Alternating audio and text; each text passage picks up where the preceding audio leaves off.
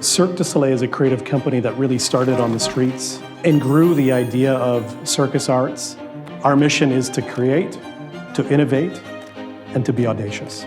It was a mix of circus, dance, and theater. And it's a little bit what brings us to ALIZÉ today. We fusion circus, magic, and technology together. ALIZÉ is a journey into the invisible. It's about growth, it's about transformation, it's about the importance of staying connected to ourselves, to each other, and to the world around us. We needed a language to express everything we see in the invisible world. Projection really helped us to find this language. ALIZÉ is our first resident show in Europe. Having a resident show allows us to do more in terms of stagecraft than a touring show. So it's critically important that we have partnerships that we're able to innovate with. That's what provides the wow. Epson visited the Cirque HQ in August 2024. They really wanted to understand what we were doing, and then they gave a very considered response to how they could support us. Our North Star is to enrich people's lives through compact, precise, and efficient technology.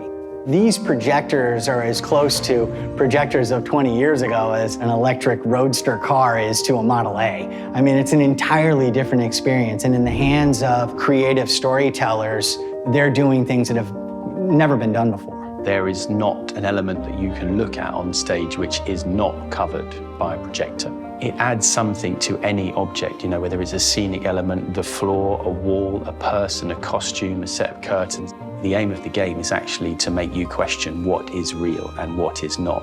The audience will not necessarily know that it's projection. And then step by step, as we go into the dream world, we bring some more layers of imagination and beauty and richness and universe, and we can start to really transform the set and go into a different place to live. What we do is to scan everything that we have in the set, and then we reproject the texture onto the texture, so it feels like there's no projection, but then you do a warp and it feels like it's coming alive.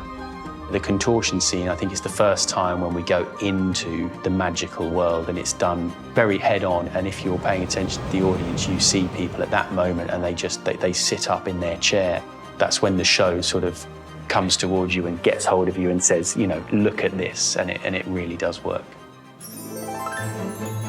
If you think of the great magicians, the ta-da with the big cloth coming down, that was one innovation in terms of magic. But putting something that disappears literally in front of people's eyes, I think is the next step in terms of illusion. At that large of a scale, what really comes into play is pixel density, precision, color gamut, brightness. If a pixel is seen, then the illusion can go away. ALIZÉ is the first time I've worked with live manipulation of projectors on stage. We needed the projector to be really in specific spots to reach the props that we wanted to reach and not being seen by the audience. So we had to track them, we have to calibrate them live, but to have the level of pixel precision was something that was really hard to achieve. Very often, the projection and this technology leads the storytelling in the show. There's a beautiful scene with Ariel and Céleste. They're the lovers of the show. They walk towards one another and the worlds are shifting and they disappear, reappearing, disappear, reappearing. And at some point, the worlds are melting together and they meet each other. And it's one of the strongest moments visually in the show.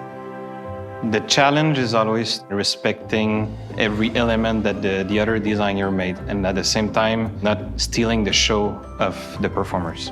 The kaleidoscope scene that we call it, it's a trample act where you have this frame of colorful boxes and then mirrors everywhere. And my reflex as a video designer was to really start to morph and transform that static object into something that feels like it's alive and it's responding to the jumps of the trample walls. There is a real synchronicity and a real connectedness. The fact that people who've seen the show can't necessarily tell where one creative discipline ends and another begins is part of the magic. Magic and illusion are very close to the language of dreams. And in dreams, the impossible is natural. You just accept it. That's why we needed it in ALIZÉ. Every creation, if I don't feel it's impossible, we're doing something wrong. That's why people leave Cirque shows feeling the wonder and the wow that they do, but we know we can do it. Now we know there are new heights that you can reach with projection in large format. So with the success of ALIZÉ, I think the future for Cirque du Soleil looks very bright.